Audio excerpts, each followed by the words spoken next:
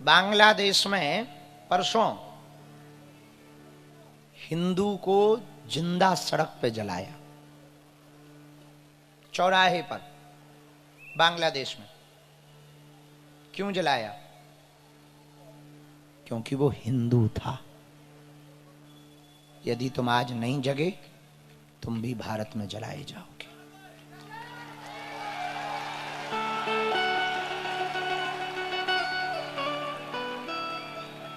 इसलिए हमारी प्रार्थना है, तुम अपने बच्चों को कार, व्यापार देकर मरो या ना मरो, संस्कार देकर मरना। संस्कार रहेंगे तो तुम्हारे बच्चे कार, व्यापार सब खरीद लेंगे, पर संस्कार नहीं रहेंगे ना, हिंदुत्व नहीं रहेगा ना, हिंदुस्तान की संस्कृति नष्ट हो जाएगी। हमारी एक ही चिंता है, हिंदू एक हो, हिंदू एकजुट हो, भारत हिंदू राष्ट्र हो। यही जीव है।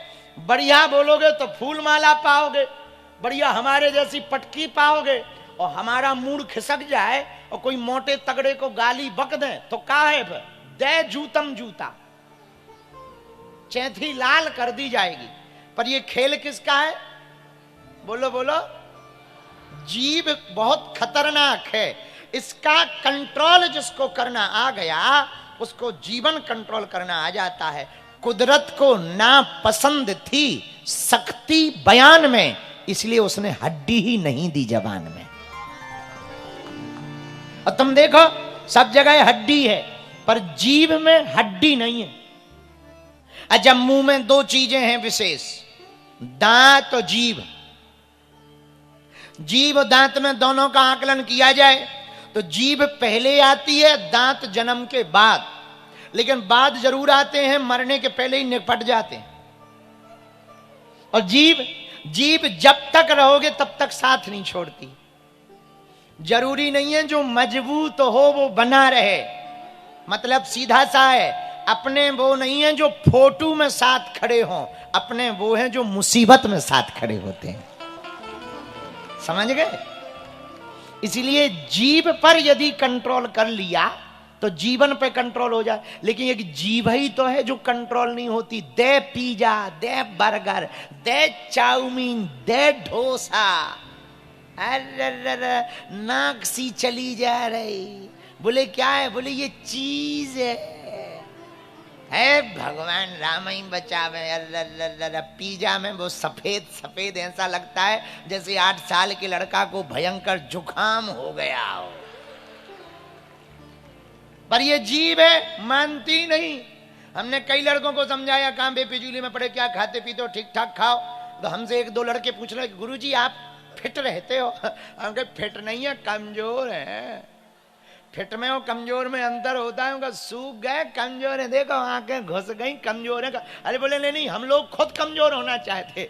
हम कहा एक बात बोले, हम जीभ से कमजोर नहीं है, इसलिए बॉडी से कमजोर है। बोले मतलब? हम कहा कुछ भी कहो, हाँ ये है कि ज्यादा कंट्रोल नहीं है। कई बार हमें भी चाट की ललक लगती है। देखो हम झूठ तो बोलते नहीं हो, फिर ब्याज पीठ से क्या झूठ बोलेंगे, और तुम हमारा तरीका लोगे झूठ बोले। इसीलिए सीधा, हम तो देखो सीधे साधे आदमी है, चाहे किसी को बुरा लगे चाहे अच्छा लगे। कल हमारे पास एक बहुत बड़े आदमी बैठे थे, 6 घंटा बैठे रहे मिलने के लिए, और हम तो मूडी आदमी है। हमने जैसे ही देखा कि ये पद वाला बन के आया, सो हम उसको नहीं मिले। कोई काम नहीं कर रहे थे, कमरा में पढ़ रहे और कुछ नहीं कर रहे थे। लोग चेले आए, बोले हम कहीं कुछ नहीं कहते, तो आराम पर आराम पर, और कोई आराम नहीं कर रहे थे, उठक बैठक कर रहे थे। बाहर में गए तो किसी ने हमसे पूछा कि आखिर कारण क्या है? हमका कारण कुछ नहीं, वो पद वाला बन के आया, और पद से हमारा कोई लेना देना नहीं। ना हमें धन चाहिए, ना निधि चाहिए, ना रुपया चाहिए, ना माला चाहिए, अपनी ठटरी पर आए पद वाला। चेला बन के आता तो मिलते।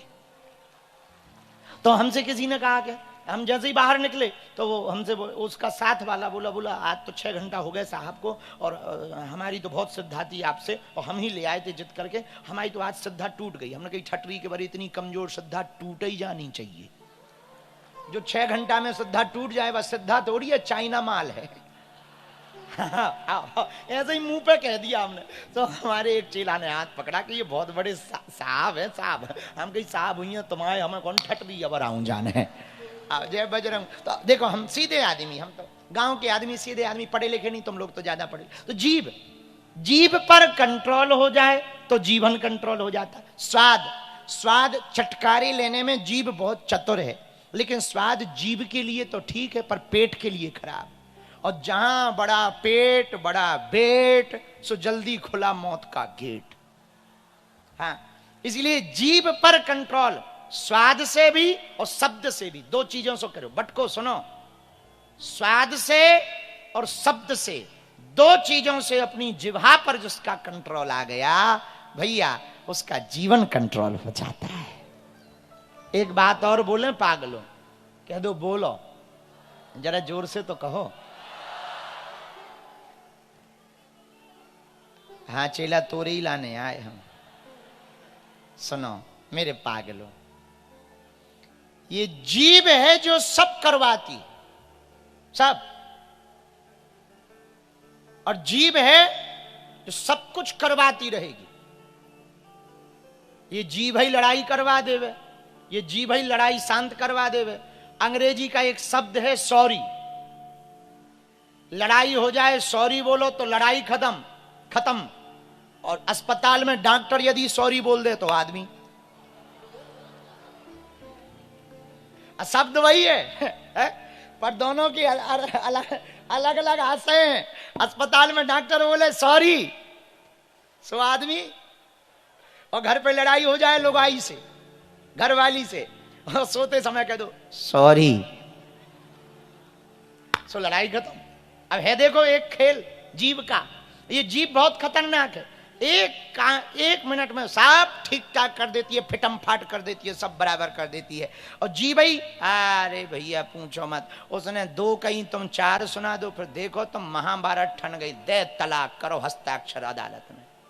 बुरा ना मानना, आजकल वर्तमान समय में सबसे ज्यादा तलाक होने का कारण है सुंदर साथी सब चुनते हैं, समझदार कम चुनते हैं। और साथी कैसा भी हो, पति अथवा पत्नी, समझदार होना चाहिए।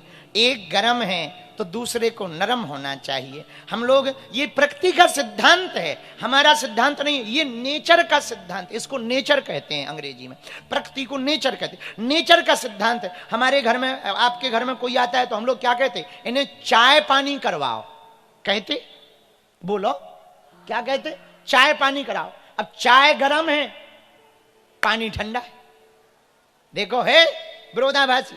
क्या कहते, लौंग इलायची लाओ, लौंग गरम है, इलायची ठंडी है। तो बोले हम बहुत मेहनत करते, बोले कितनी, बोले दिन रात एक, अब दिन उजाला रात अंधेरी, कर रहे विरोधाभासी। तो एक गरम हो तो दूसरे को नरम रहना चाहिए, एक गुस्सा में हो तो दूसरे को मुस्कुराना चाहिए। मुस्कुराने में बड़ा मजा है। तुम्हारी लुगाई को, घरवाली को भयंकर गुस्सा चढ़ी हो और तुम्हें भी चढ़ जाए गुस्सा, फिर क्या, 2-4 दिन के लिए रसोई बंद, दे चटा चटा। अब लेकिन एक गरम स्वभाव की, दूसरे नरम स्वभाव की, दौड़िया। अगर चलो, विवाहित पुरुष कितने बैठे, हाथ उठाओ, शादीशुदा, चलो आज गुरु मंत्र ले लो बेटा, हाथ नीचे करो, तुम लोग गुरु मंत्र लो हमसे, बाद में एक्स्ट्रा अलग से दक्षिणा दे देना हमको। घर पे घरवाली से लड़ाई हो जाए तो एक काम करो, चप्पल उठाओ और पहन के निकल जाओ।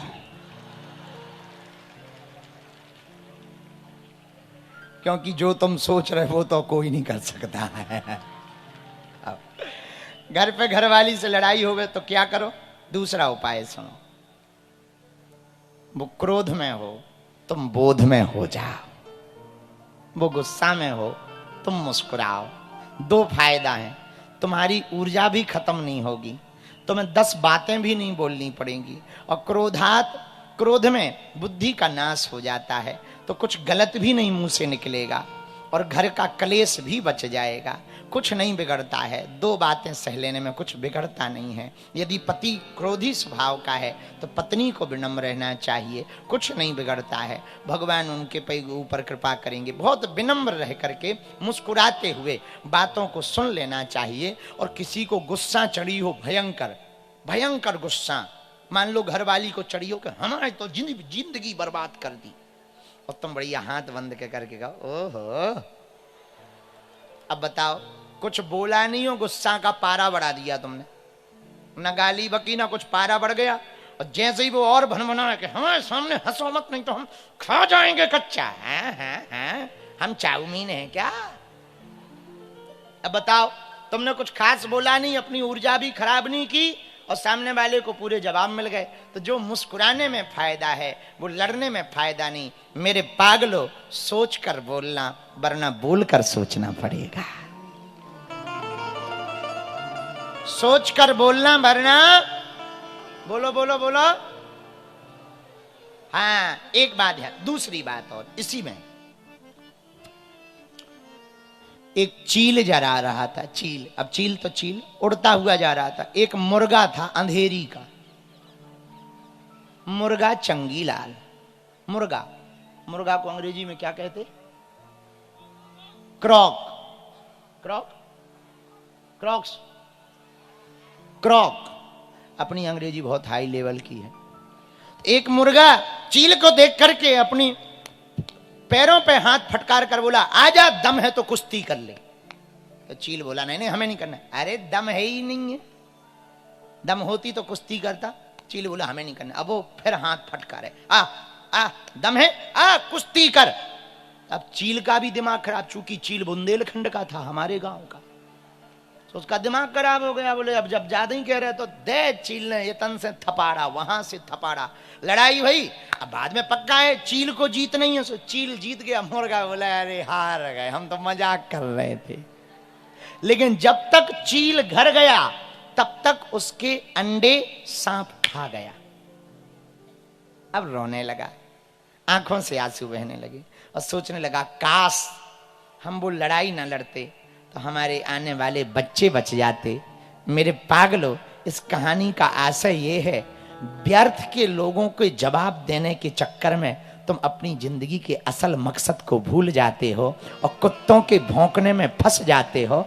गांव की कहावत है, हाथी चले बाजार। अब तुम तो ज्ञानी हो भाई। तो हाथी चलता है, गांव के कुत्ते भौंकते हैं, मंजिल वही पाता जो इनको इग्नोर करता हुआ अपनी मंजिल की तरफ चला जाता है। किसी को जवाब देना है तो बोलकर जवाब नहीं, करके दिखा करके जवाब देना चाहिए। तभी जवाब जवाब है, और तभी आप लाजवाब बनेंगे। आप बोल करके नहीं, करके दिखा करके यदि जवाब देंगे तो आपका जवाब जवाब नहीं, जवाब लाजवाब हो जाएगा, और आपका जीवन भी लाजवाब हो जाएगा। इसलिए मेरे प्रिय जनों, हम एक बात प्रार्थना आज की कथा के क्रम में कहना फिर चाह रहे, सूत्र याद रखना, सोच कर बोलना, वरना बोल करके सोचना पड़ेगा। क्या करना पड़ेगा? बोलो बोलो बोलो। सोच कर बोलना, वरना बोल करके सोचना। अब तुम्हें निर्णय लेना है, बोल कर सोचना है या सोच कर बोलना है।